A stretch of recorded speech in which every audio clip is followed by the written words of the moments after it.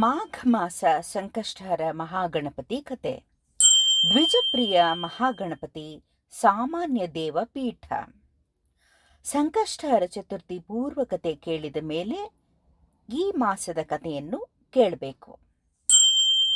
ಗಜವದನನು ತನ್ನ ಮಾತೆಗೆ ಹೇಳುತ್ತಾನೆ, ಹೇ ಶಿವಶಕ್ತಿಯೇ, ಮಾಘ ಮಾಸದಲ್ಲಿ ನನ್ನನ್ನು ದ್ವಿಜಪ್ರಿಯ ಮಹಾಗಣಪತಿ ಎಂಬ ಹೆಸರಿನಲ್ಲಿ ದೇವಪೀಠದಲ್ಲಿ ಆಹ್ವಾನಿಸಿ ತಮ್ಮ ಶಕ್ತಿಯಾನುಸಾರ ಪಾಯಸ, ಸಿಹಿ ಅನ್ನ, ತುಪ್ಪದ ಅನ್ನಗಳನ್ನು ನೈವೇದ್ಯ ಮಾಡಬೇಕು. ಅವರಿಗೆ ನಾನು ಸಕಲ ಕಷ್ಟಗಳನ್ನೂ ನಿವಾರಿಸುವೆ. ಈ ವ್ರತದ ಮಹಿಮೆಯನ್ನು ತಿಳಿಯಲು ಪೂರ್ವದಲ್ಲಿ ನಡೆದ ಕಥೆಯೊಂದನ್ನು ಹೇಳುವೆ ಕೇಳು. ಹಿಂದೆ ಹರಿಶ್ಚಂದ್ರನೆಂಬ ಸತ್ಯಸಂಧನಾದ ರಾಜನ ರಾಜ್ಯದಲ್ಲಿ ಸುಷ್ಯ ಶರ್ಮನೆಂಬ ಬ್ರಾಹ್ಮಣೋತ್ತಮನಿದ್ದನು.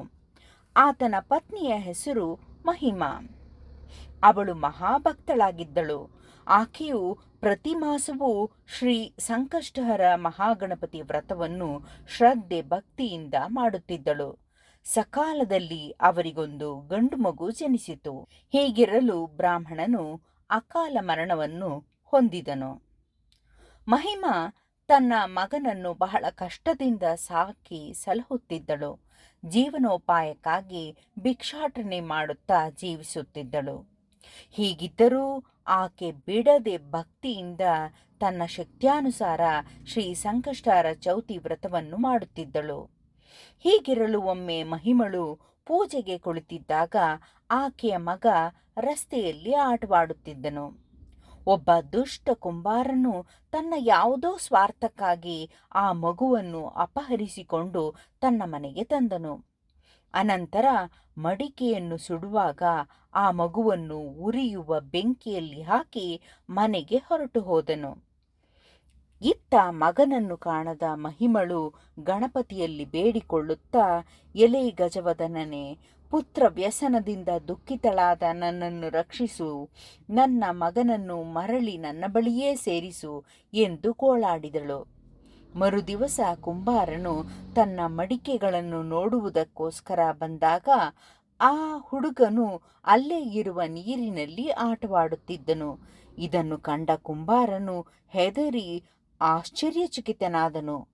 ತಕ್ಷಣವೇ ತನ್ನ ರಾಜ್ಯದ ರಾಜನಲ್ಲಿ ಹೋಗಿ, ಎಲೆ ರಾಜನೇ, ನನ್ನ ಮಗಳ ಮದುವೆಗೆ ಮಡಕೆಗಳನ್ನು ಮಾಡುತ್ತಿದ್ದೆ, ಆದರೆ ಅವು ಬೆಂದು ಪಕ್ವವಾಗುತ್ತಿರಲಿಲ್ಲ.